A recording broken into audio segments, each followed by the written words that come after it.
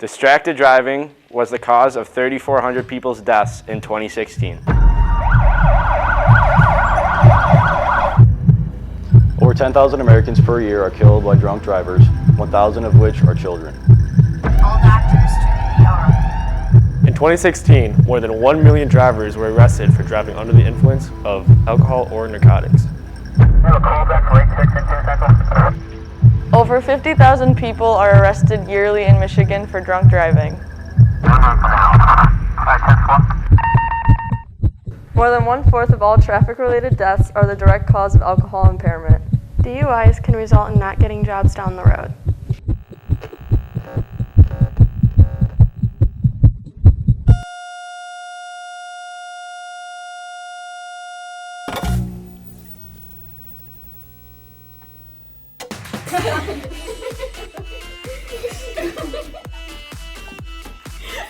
Oh hell, toss me another beer. I got you, Griffin.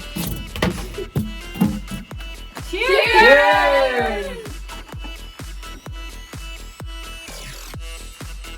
I'm so excited for prom. Yeah, we should get going. Kara, are you okay to drive? Yeah, I'm totally fine. Are you sure? Yeah, let's go. Party time!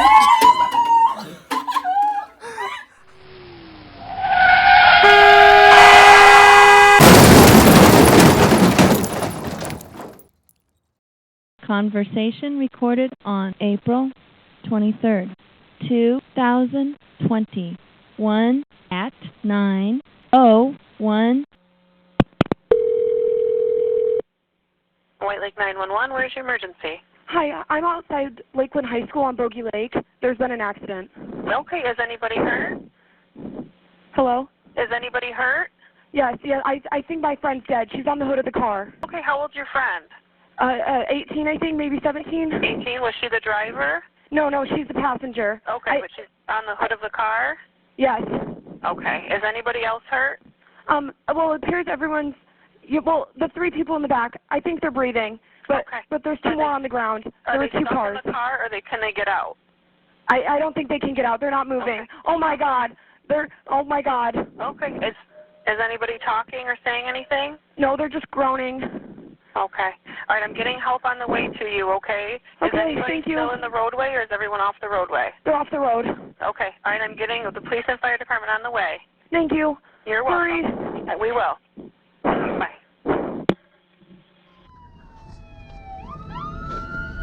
White Lake 403, 12 and I are en route for a accident at Lakeland High School, 1630 Bogey Lake Road. Injuries to multiple students. Advise on arrival.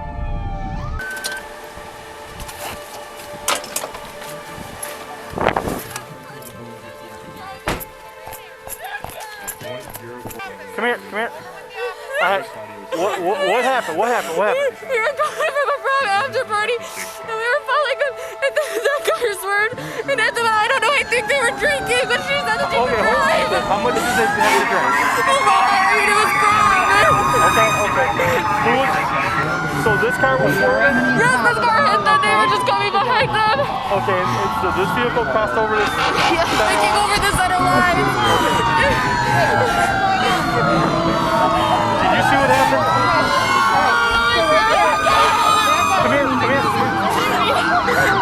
Okay, look at me. Okay, did you see what happened? Yeah, I think the SUV. Okay. All right. So, you come to me.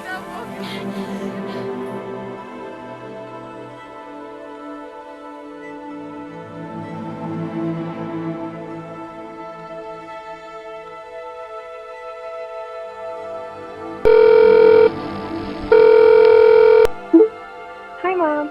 I'm on my way to prom. We just finished taking pictures and we're so excited. I love you. I'll see you after. Bye. Danny was the front seat passenger and she was not wearing a seatbelt. On impact, Danny was thrown across the front windshield. Her body was still moving at 65 miles per hour and slammed into the other car headfirst. From these injuries, Danny is losing large amounts of blood. She is comatose and not responsive. There's nothing the paramedics can do. Danny does not have a pulse or blood pressure. Danny is dead. the paramedics will tell a police officer to call the coroner. Jake and Morgan received substantial injuries at this time. Jake suffered from massive internal bleeding, while Morgan was having severe brain hemorrhage. These injuries ultimately lead to their deaths.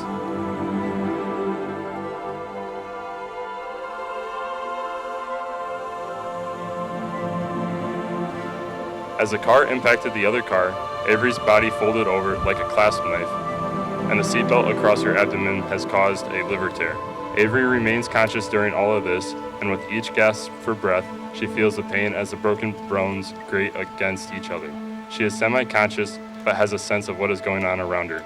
She screams for Danny as she is realizing that her best friend is dead directly in front of her.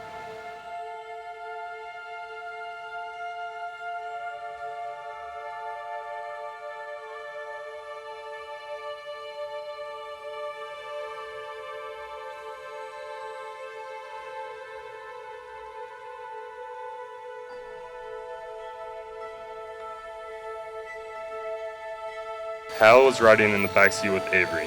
He was not wearing a seatbelt. On impact, Hal was thrown into the seat right in front of him. His face and head struck first, causing his neck to snap back as the weight of his body lunged forward. This movement injured his spine, making him unable to move any of his muscles. Hal has a large glass fragment embedded in his left arm, but he is unable to remove it because he can no longer use his arms.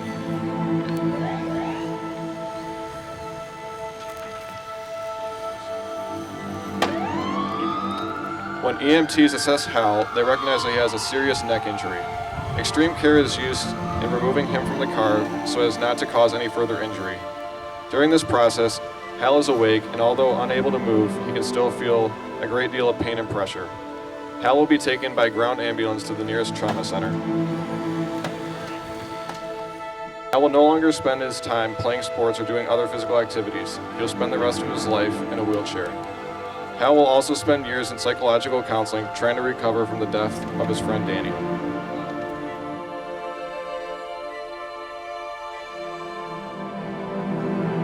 Of the three kids still alive, Kara is the most critical. The EMTs will stabilize her neck and back and remove her as quickly as possible from the vehicle. This is a problem because the car is so badly deformed around Kara that they must use the jaws of life to cut her out of the car. The EMTs will insert a large tube through Kara's mouth and down into her windpipe.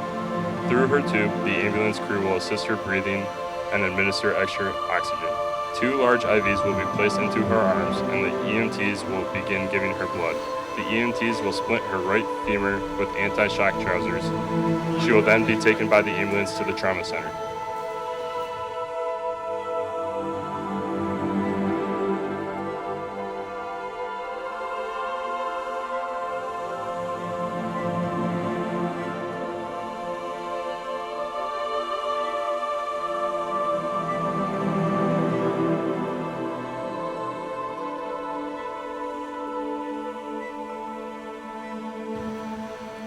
At the trauma hospital's emergency room, Kara's breathing will be controlled by a machine. She will be given a large amount of blood and fluid to replace what she has lost. A large tube will be passed through her nose and down into her stomach to empty her stomach. Blood will be drawn from her arm. The surgeon will make an incision into Kara's abdomen. Below her navel, and a small tube will be inserted into her abdomen to find a source of her bleeding. Within the hour, Kara will be in surgery. A trauma surgeon will cut open her abdomen and repair the tears in her liver and spleen. An orthopedic surgeon will insert a pin, similar to a large nail, through the bone near the knee, to which a traction device will be applied. This will control her broken leg. A plastic surgeon will remove the multiple glass fragments and will try to repair Kara's face. Her jaw will be wired to fix her facial bone fractures. Kara will remain in an intensive care unit on a breathing machine for multiple weeks. Several days after the accident, when her condition stabilizes, Kara will go back to surgery and have a large rod inserted into her thigh bone so that it will heal correctly. She'll be in the hospital for 5 weeks, followed by a long recovery period.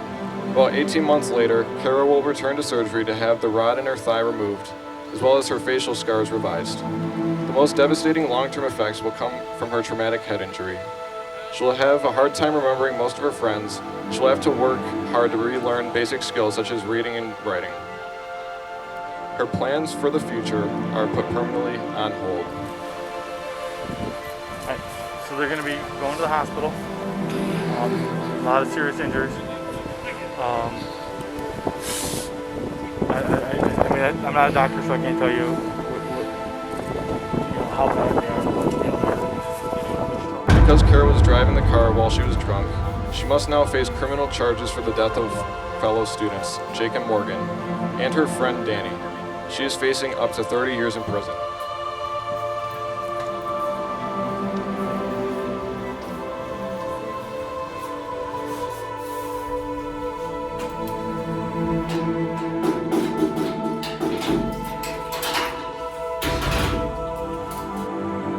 Dear Danny, I am so deeply sorry for what I did to you. I was stupid and irresponsible. I should have never gotten behind the wheel. Not only have I lost my future and caused you to lose yours, but I've also lost my best friend. I hope one day I can be forgiven and that I can forgive myself. I miss you every day. I'm so sorry, Kara.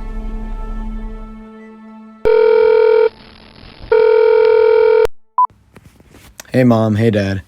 Morgan and I are on our way to prom right now, so I'll give you guys a call later when we're on our way back home. Love you guys. Hey Mom and Dad, right now me and Jake are heading to prom right now, and I just want to say thanks Mom for helping with my dress. The photos turned out great, and I can't wait to show you both tomorrow.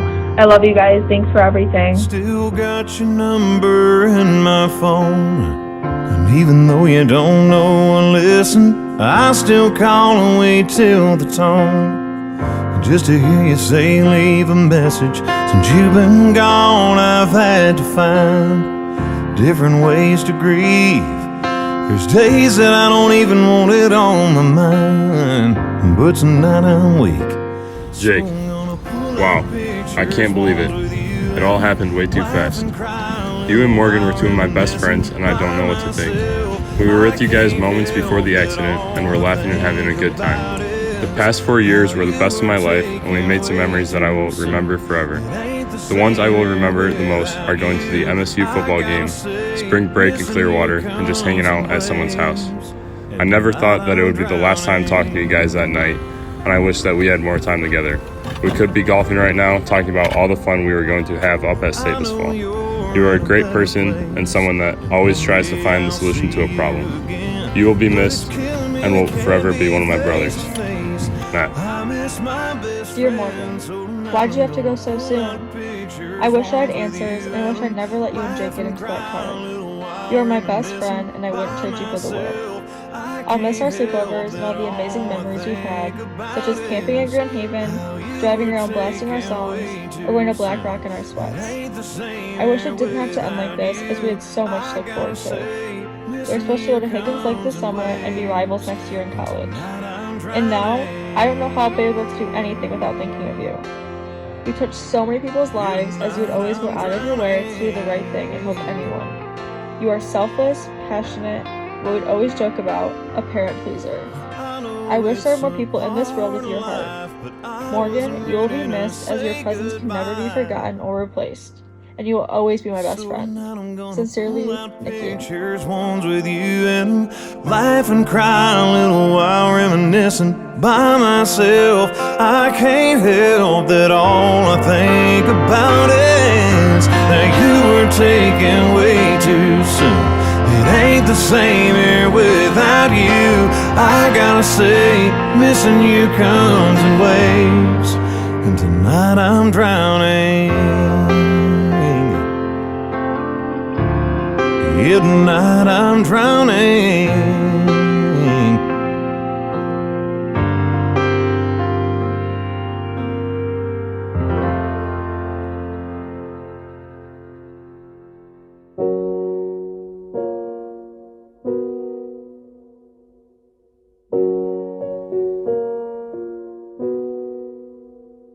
I took the supermarket flyers from the windowsill, threw the day old tea from the cup,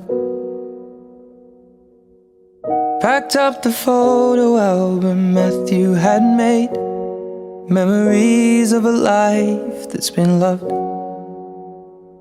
Took the get well soon cars and stuffed animals, poured the old ginger beer down the sink, Dad always told me, don't you cry when you're down. But Mom, there's a tear every time that I blink. Oh, I'm in pieces, it's tearing me up. But I know a heart that's broke is a heart that's been loved. So I'll sing hallelujah. You were an angel in the shape of my mom. When I fell down, you'd be there holding me up. Spread your wings as you go. When God takes you back, He'll say hallelujah, you're home.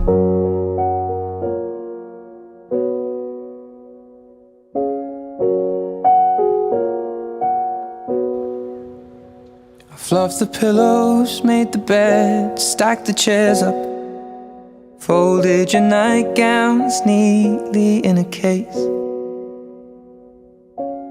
John said he'd drive, then put his hand on my cheek and wiped a tear from the side of my face.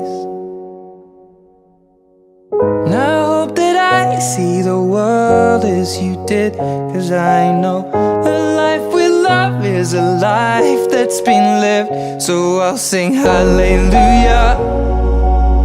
You were an angel in the shape of my mom.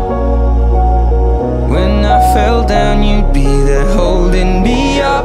Spread your wings as you go. And when God takes you back, He'll say hallelujah, you're home.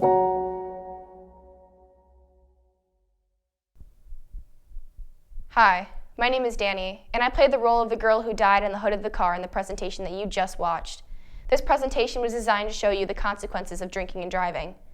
In this presentation, I died due to the poor decisions that my friends and I had made on our way to prom. Some more of my friends were killed without even taking a sip or responding to a text because of those same poor decisions that we'd made. Many of my same friends ended up with life-changing injuries due to our poor decisions. One of my friends may even have to spend the rest of her life in jail due to those decisions. Think about that for a minute.